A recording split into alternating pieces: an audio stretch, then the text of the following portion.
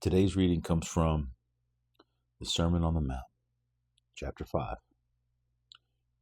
One day, as he saw the crowds gathering, Jesus went up on the mountainside and sat down.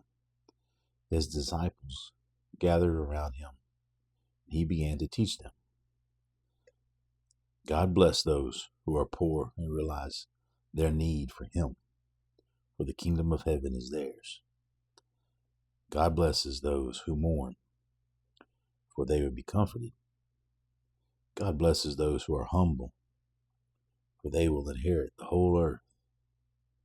God blesses those who hunger and thirst for justice, for they will be satisfied. God blesses those who are merciful, for they will be shown mercy. God blesses those whose hearts are pure, and they will see God, for they will see God. God blesses those who work for peace, for they will be called the children of God. God blesses those who are persecuted for doing right, for the kingdom of heaven is theirs. God blesses you when people mock you and persecute you and lie about you and say all sorts of evil things against you because you are my followers. Be happy about it. Be very glad, for a great reward awaits you in heaven. And remember, the ancient prophets were persecuted in the same way. You are the salt of the earth. But what good is salt if it has lost its flavor? Can you make it salty again? It will be thrown out and trampled underfoot as worthless. You are the light of the world, like a city on the hilltop that cannot be hidden. No one lights a lamp and then puts it under a basket. Instead, a lamp is placed on a stand where it gives light to everyone in the house. In the same way, let your good deeds shine out for all to see, so that everyone will praise your heavenly Father. Don't misunderstand why I have come. I did not come to abolish the law of Moses or the writings of the prophets. No, I came to accomplish their purpose. I tell you the truth, until heaven and earth disappear, not even the smallest detail of God's law will disappear until its purpose is achieved. So if you ignore the least commandment and teach others to do the same, you will be called the least in the kingdom of heaven. But anyone who obeys God's laws and teaches them will be called great in the kingdom of heaven. But I warn you, unless your righteousness is better than the righteousness of the teachers of the law and the Pharisees, you will never enter the kingdom of heaven. You have heard that our ancestors were told, you must not murder.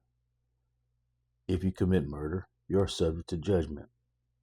But I say, if you are even angry with someone, you are subject to judgment. If you call someone an idiot, you are in danger of being brought before the court. And if you curse someone, you're in danger of the fires of hell. So if you are presenting a sacrifice at the altar of the temple, and you suddenly remember that someone has something against you, leave your sacrifice there at the altar. Go and be reconciled to that person. Then come and offer your sacrifice to God. When you're on your way to court with your adversary, settle your differences quickly. Otherwise, your accuser may hand you over to the judge, who will hand you over to the officer, and you will be thrown into prison. And if that happens, you surely won't be free again until you have paid the last penny. You have heard the commandment that says, you must not commit adultery. But I say, anyone who looks at a woman with lust has already committed adultery with her in his heart. So if your eye, even your good eye, causes you to lust, gouge it out and throw it away. It is better for you to lose one part of your body than for your whole body to be thrown in hell.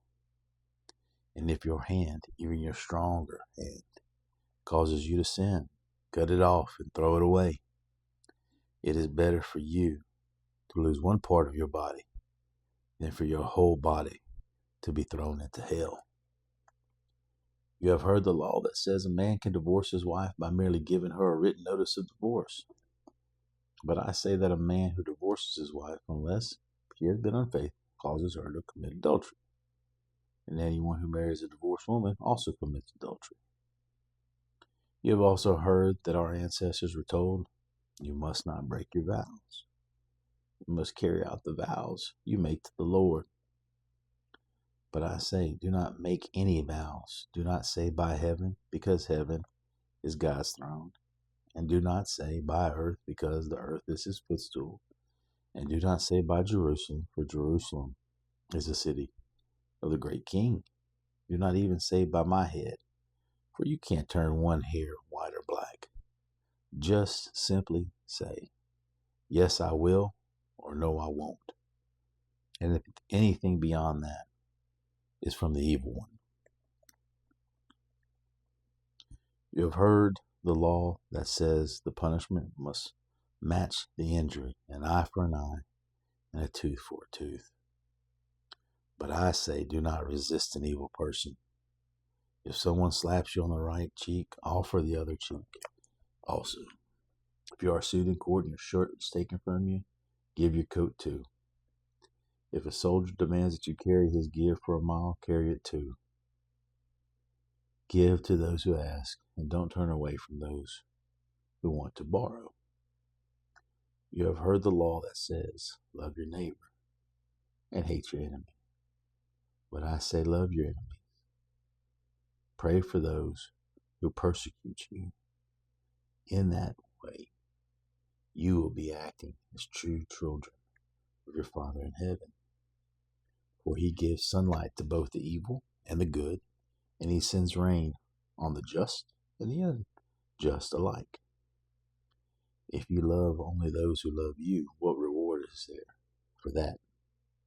Even corrupt tax collectors do that much. If you're kind only to your friends, how are you different from anyone else? Even pagans do that. But you are to be perfect, even as your Father in heaven is perfect. That was Matthew 5 in the New Testament. Thanks.